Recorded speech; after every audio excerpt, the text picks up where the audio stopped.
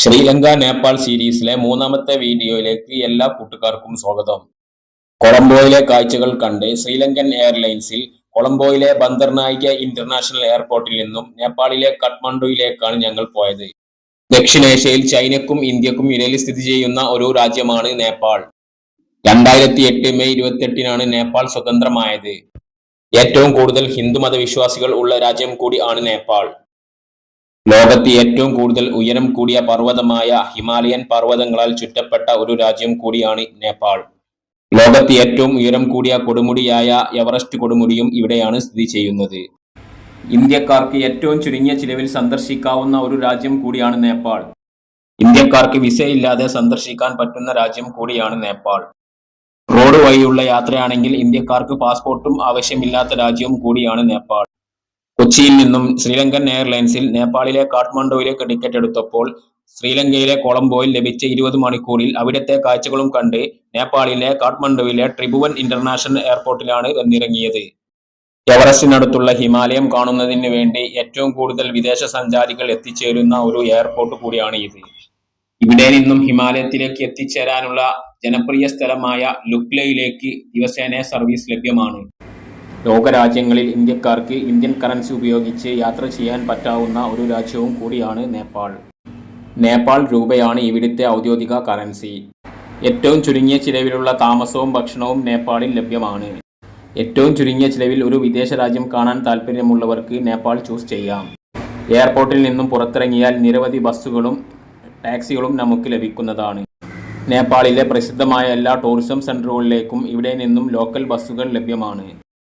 കാഠ്മണ്ഡുവിൽ വന്നിറങ്ങിയ ഞങ്ങൾ കാഠ്മണ്ഡുവിൽ സ്ഥിതി ചെയ്യുന്ന വിശ്വപ്രസിദ്ധമായ ശിവക്ഷേത്രമായ പശുപതിനാഥ ക്ഷേത്രം കാണുന്നതിലേക്കാണ് ഞങ്ങൾ ആദ്യം പോയത്. കാഠ്മണ്ഡുവിലെ പ്രധാന ടൂറിസം കേന്ദ്രങ്ങളെല്ലാം സന്ദർശിക്കുന്നതിന് വേണ്ടി അവിടുത്തെ ലോക്കൽ ബസ്സുകളാണ് ഞങ്ങൾ അധികവും ആശ്രയിച്ചത്.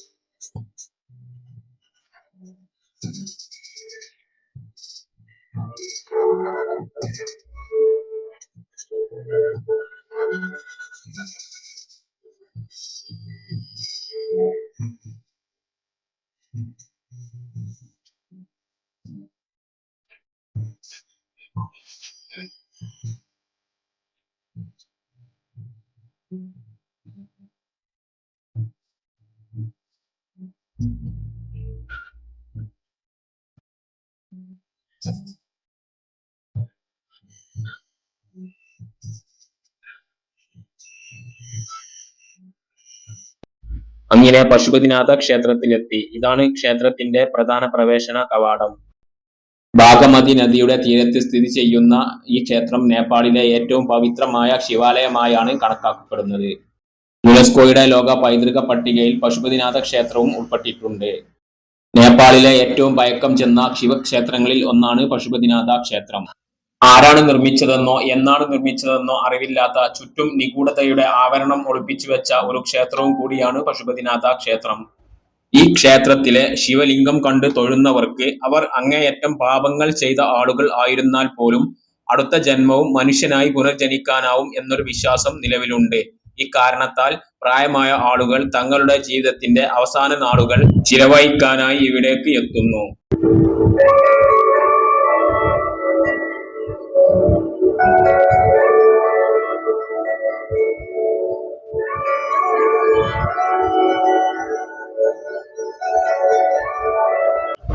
നേപ്പാളിലെ ഒരു ശവ സംസ്കരണ കേന്ദ്രവും കൂടിയാണ് പശുപതിനാഥ ക്ഷേത്രം.